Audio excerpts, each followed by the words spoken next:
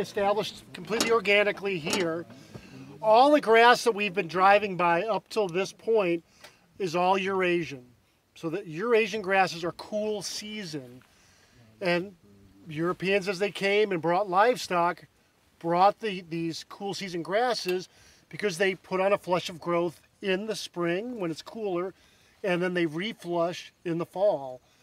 Believe it or not, our native grasses, we're primarily here seeing big blue stem and Indian grass, are warm season grasses.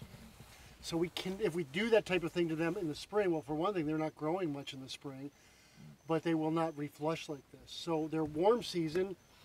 Where I couldn't get the disc back in the day, we can see the cool season grass on the edge. Notice it's already gone to seed. Our warm season grasses, our native prairie grasses, are just starting to flower now. So a big difference there as well. Interestingly too, even though this is the native grasses, it's too dense for bobolinks. I thought for sure when I established this, I'd see a lot more moving into this. They don't do this. We see the same thing at the Arboretum where I work. Folks aren't aware the UW Arboretum has the first prairie restoration in the world. The Curtis Prairie put in 1935. We never see bobolinks in it. It's unique. There's been a lot of research more recently, and they find they like these hay fields better. In any case, conventionally these days, to put in a prairie, what folks would do, mow it off in the spring and then spray it.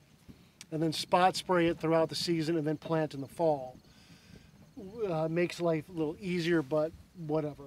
What I did here was to mow it off, let it flush a little bit, and then burn it. Then I took a disc. Back then, I just had a pole behind disc that I traded a neighbor a hog feeder for. And you know, you'd put rocks in bins on it to get it to go down. It's so unbelievably rocky in here, I couldn't get good bite. So, but I would go through, I'd pull the disc, and people have seen my daughter Savannah. She's now 23. Back when she was 4, 5, I'd put her on the tractor here, and I'd put it in granny gears, what we call it. So go super slow, showed her where she could turn it off if I fell down, and I'd pick up the rocks in front. She said, "Dad, is this something I can tell people at kindergarten? Should we keep this to ourselves?" You tell them. Yeah. So over 2 years we did that. I would pick rock and we'd disc it once a month. At the end of that first year, I seeded it in winter rye, which worked great. The next year I knocked it down. Didn't have equipment, so I knocked it down with a sickle bar mower. That's all I had to walk behind. And then I did the same thing again. Disced it once a month. And I was able to clean this up. I don't, you know, if you look, other than occasionally a Queen Anne's lace, which of course is not native, essentially everything, you don't see any other non-native species in here. And that's what we're looking for here. So at the end of that second season, I disced it one last time.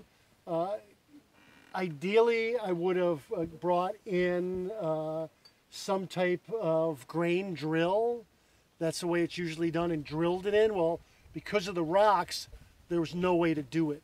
So I bought a nice big whirligig.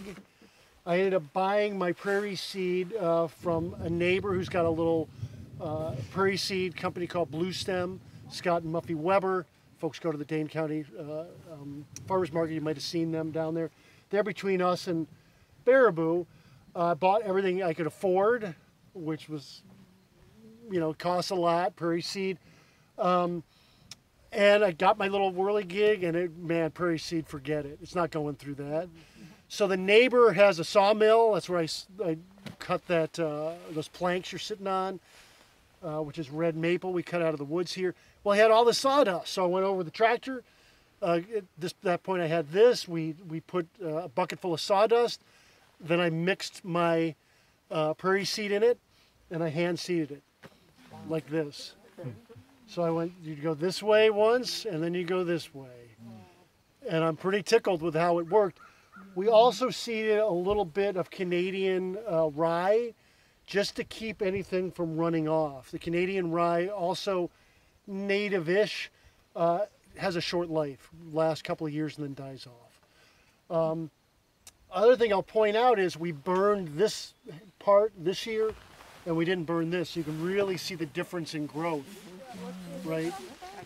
The taller was burned this spring. This section was not.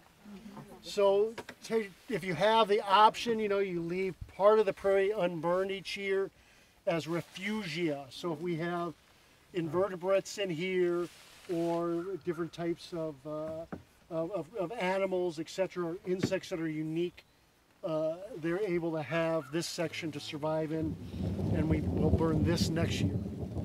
Although I've also been toying with, there's more research now, not enough, and we're trying to work at it at the UW Arboretum to do summer burns. And kind of my window was up until the rain.